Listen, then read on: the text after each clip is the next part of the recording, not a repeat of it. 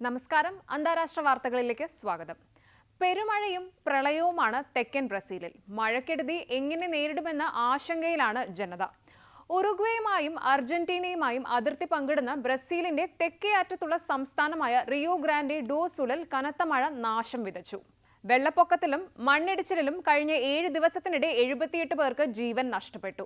88,000-ത്തിലധികം ജനങ്ങളെ മാറ്റിപ്പാർപ്പിച്ചിട്ടുണ്ട്. ഏകദേശം 16,000 പേർ സ്കൂളുകളിലും ജിംനേഷ്യങ്ങളിലും മറ്റ് താൽക്കാലിക ഷെൽട്ടറുകളിലും അഭയം പ്രാപിച്ചിരിക്കുകയാണ്.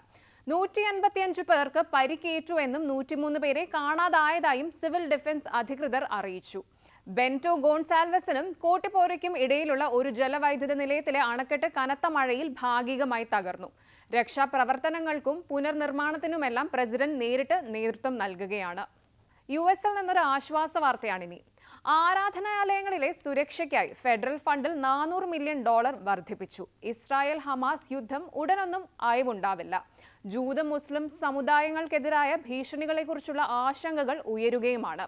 ഈ സാഹചര്യത്തിൽ ആരാധനാലയങ്ങളുടെ സുരക്ഷയ്ക്കായി ഫെഡറൽ സർക്കാർ $400 മില്യൺ അധികമായി നൽകും. സെനറ്റ് നേതാവ് ചക്ക് ഷുമറാണ് ഫണ്ടിംഗ് സംബന്ധിച്ച പ്രഖ്യാപനം നടത്തിയത്. പള്ളികൾക്കും സിനഗോഗുകൾക്കും നിലവിലുള്ള federal non profit security grant പ്രോഗ്രാമിലേക്കുള്ള ഫണ്ടിങ്ങിലെ പുതിയ വർധനവിന് അപേക്ഷിക്കാം. സുരക്ഷാ ഉദ്യോഗസ്ഥരെ നിയമിക്കുന്നതിനോ ക്യാമറകൾ സ്ഥാപിക്കുന്നതിനോ മറ്റുമായി സിനഗോഗുകളും പള്ളികളും പോലുള്ള സ്ഥലങ്ങൾക്ക് പണം വിനിയോഗിക്കാം. റഫയുടെ ഭാഗങ്ങൾ താൽക്കാലികമായി ഒഴിയാൻ പലസ്തീനികളോട് ഇസ്രായേൽ സൈന്യം. തെക്കൻ ഗാസ നഗരമായ റഫയിലെ 10,000-കണക്കിന് പലസ്തീനികളോട് പലായനം ചെയ്യാൻ ഇസ്രായേൽ സൈന്യം ആവശ്യപ്പെട്ടിരിക്കുകയാണ്.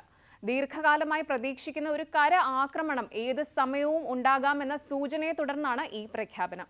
CIA ഡയറക്ടർ ഉൾപ്പെടെയുള്ള അന്താരാഷ്ട്ര മധ്യസ്ഥരുടെ വെടിനിർത്തൽ ശ്രമങ്ങളെ പ്രഖ്യാപനം സങ്കീർണമാക്കുമെന്ന സാഹചര്യത്തിലാണിപ്പോൾ.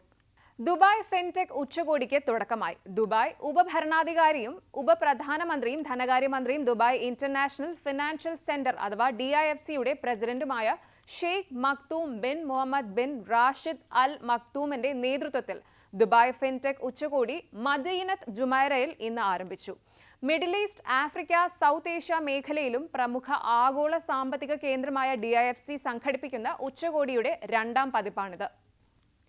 ഇത്രയുമാണ് ഇന്നത്തെ പ്രധാന ലോക വാർത്തകൾ. നമസ്കാരം.